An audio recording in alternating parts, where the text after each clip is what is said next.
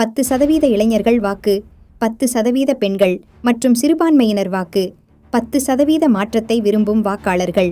விஜய்க்கு குறைந்தது 30% வாக்கு உறுதி. தமிழக அரசியல் களம் 2026 சட்டமன்ற தேர்தலை நோக்கி ஒரு மிகப்பெரிய மாற்றத்தை சந்தித்து வருகிறது. சமீபத்திய பல்வேறு கருத்துக் கணிப்புகள் மற்றும் அரசியல் ஆய்வுகளின்படி நடிகர் விஜயின் தமிழக வெற்றிக் கழகம் சுமார் 30% வாக்குகளை பெரும் தவிர்க்க முடியாத அரசியல் சக்தியாக உருவெடுத்துள்ளதாக கூறப்படுகிறது. இந்த 30% வாக்கு வங்கி வெறும் எண்கள் அல்ல. முதலாவதாக 10% இளம் தலைமுறை வாக்காளர்கள், குறிப்பாக முதல் முறை வாக்காளர்கள் விஜயின் பக்கம் உறுதியாக உள்ளனர். இரண்டாவதாக, இதுவரை திராவிட கட்சிகளுக்கு வாக்களித்து வந்த பெண்கள் மற்றும் சிறுபான்மையினரில் சுமார் 10% பேர் மாற்றத்தை விரும்பி தாவேகவை நோக்கி நகர்ந்துள்ளனர். மூன்றாவதாக, திமுக மற்றும் அதிமுக இரு கட்சிகளின் மீதும் அதிருப்தியில் உள்ள 10% நடுநிலை வாக்காளர்கள் விஜயை ஒரு மாற்று அரசியல் சக்தியாக பார்க்கின்றனர். இந்த மூன்று பிரிவுகளின் ஒருங்கிணைப்பே விஜயின் 30% வாக்கு வங்கியின் அடித்தளம்.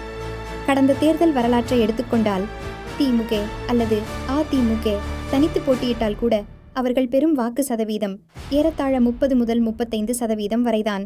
அதனால் 2026 மும்முனை போட்டி ஏற்பட்டால் இந்த 30% வாக்குகள்தான் ஆட்சியை தீர்மானிக்கும் சக்தியாக மாறும் என்ற கணிப்பு வலுப்பெற்று வருகிறது. விஜய் ஆட்சி அமைப்பாரா அல்லது யார் ஆட்சி அமைக்க வேண்டும் என்பதை தீர்மானிக்கும் கிங் மேக்கராக மாறுவாரா? இதுதான் இப்பொழுது தமிழக அரசியலில் எழுந்துள்ள முக்கியமான கேள்வி. 50 ஆண்டுகளுக்கும் மேலாக தமிழக அரசியலில் ஆதிக்கம் செலுத்தி வரும் திராவிட கட்சிகளின் ஆட்சிக்கு 2026 ஒரு முற்றுப்புள்ளியா என்ற விவாதம் தற்போது சூடுபிடித்துள்ளது.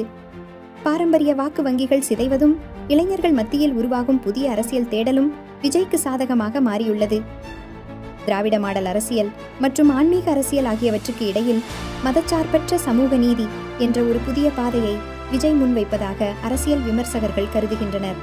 கல்வி, வேலைவாய்ப்பு, ஊழலற்ற நிர்வாகம் போன்ற விஜயின் வாக்குறுதிகள் பெண்கள் மத்தியில் ஒரு புதிய நம்பிக்கையை உருவாக்கியுள்ளது. அதேபோல் மதவாத அரசியலுக்கு எதிரான அவரது தெளிவான நிலைப்பாடு சிறுபான்மையினரின் ஆதரவையும் கணிசமாக பெற்றுள்ளது. ஒருவேளை எந்த கட்சிக்கும் தனி பெரும்பான்மை கிடைக்காத சூழலில் யார் ஆட்சி அமைக்க வேண்டும் என்பதை தீர்மானிக்கும் அதிகாரம் விஜயின் கைகளுக்கு செல்லும் என்பதே தற்போதைய அரசியல் கணக்கு. திமுக 200 தொகுதிகள் இலக்கை நோக்கி தீவிரமாக செயல்பட்டு வரும் நிலையில் தாவேகேவின் இந்த 30% வளர்ச்சி அவர்களுக்கு பெரும் தலைவலியாக மாறியுள்ளது. அதே நேரத்தில் அதிமுக தனது அரசியல் இருப்பை தக்கவைக்க போராடும் சூழலில் விஜயின் வருகை அந்த வாக்கு வங்கியையும் கணிசமாக பாதிக்கும் என்றே கணிக்கப்படுகிறது.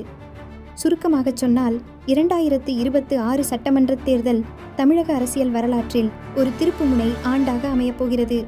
திராவிட கட்சிகள் தங்களின் அரசியல் வியூகங்களை மாற்றிக்கொள்ளாவிட்டால் தமிழகம் ஒரு புதிய அரசியல் அத்தியாயத்தை காணும் நாள் வெகு தூரம் இல்லை. இந்த மாதிரி முக்கியமான செய்திகளை உடனுக்குடன் பெற தமிழ் நியூஸ் கேட்வே சேனலை சப்ஸ்கிரைப் செய்யுங்கள். பெல் பட்டனை அழுத்த மறக்காதீர்கள்.